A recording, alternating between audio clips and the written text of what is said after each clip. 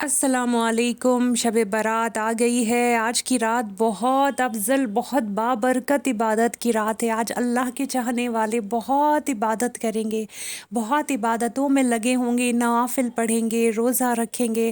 تو میں سب سے ایک التجا کروں گی، آج کی رات کیوں نہ بہت افضل عبادت کی جائے، سب سے افضل عبادت کی جائے جو اللہ کو اور اس کے نبی کو پسند آ جائے۔ کیوں نہ آج کی رات ہم اپنے آپ کو چھوڑ کر ایسی عبادت کریں کہ جس میں اللہ ہم سے راضی ہو جائے، کیونکہ سبھی لوگ بہت ساری نفل پڑھیں گے، بہت ساری نفلیں ہیں جو پڑھی جاتی ہیں، جیسے اپنے گناہوں کی معافی کے لیے، مغفرت کے لیے، رزق کے لیے، اپنے والدین کی معافی کے لیے، بہت ساری نوافل ایسی ہیں جو پڑھی جاتی ہیں۔ لیکن میں آپ کو ایک چھوٹا سا پہلے قصہ سنانا چاہوں گی، جس سے کہ آپ کو جو میں بتانے جا رہی ہوں عبادت کے لیے وہ سارا ثابت ہو جائے گا کہ میں کیا بتانے جا رہی ہوں۔ ایک آدمی ادھر سے گزرا جہاں بہت جنگل بیابان ویرانہ تھا، وہاں سے گزرا تو وہاں پہ ایک اللہ والے عبادت میں مشغول تھے، اور وہ جو عبادت کر رہے تھے وہ صرف اس کی، میں آپ کو عربی میں وہ ہے اس کی چند لائن میں آپ کو بتا دیتی ہوں، پھر میں اس کا ہندی ٹرانسلیشن کر کے بتاؤں گی۔ اللہم اغفر لی امت محمد صلی اللہ علیہ وسلم، اللہم ارحم امت محمد صلی اللہ علیہ وسلم۔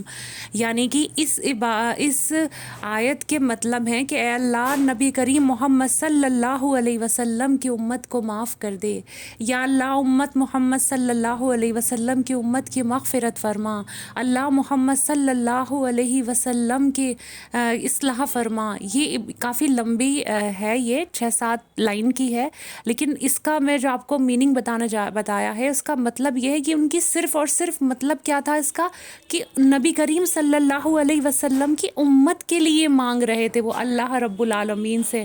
اور جانتے ہیں انہوں نے اپنا درجہ بتایا کہ جو انسان اس دعا کو 7 مرتبہ صبح اور 7 مرتبہ شام پڑھے گا، وہ ابدال کے درجے پہ فائز ہوگا۔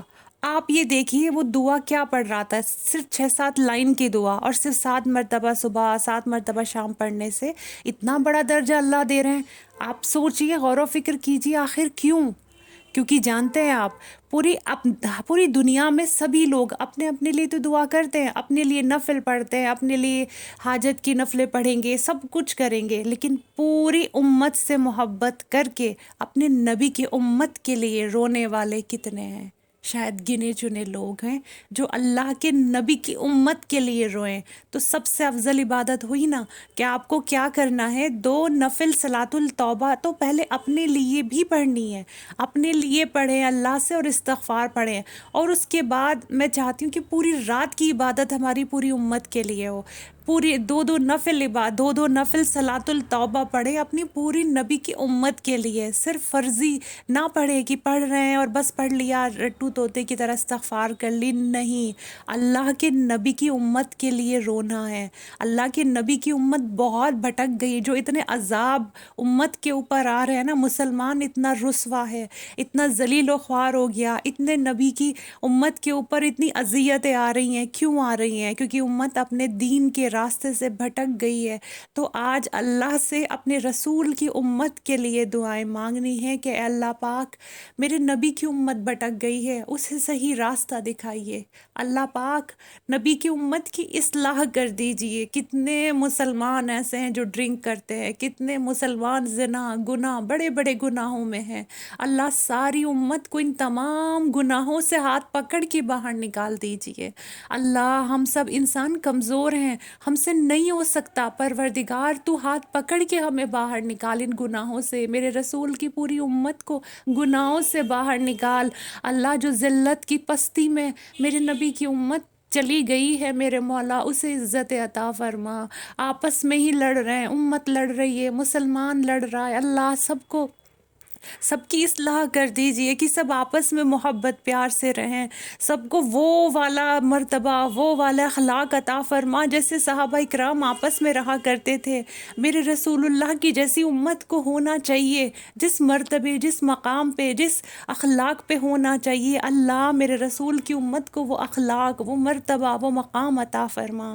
آج پوری رات جو بندہ اللہ کے نبی کی امت کے لیے روئے گا، آپ یہ سوچئے نا، جو نبی ہمارے پوری زندگی رو رو کے گزاری، انہوں نے کس کے لیے؟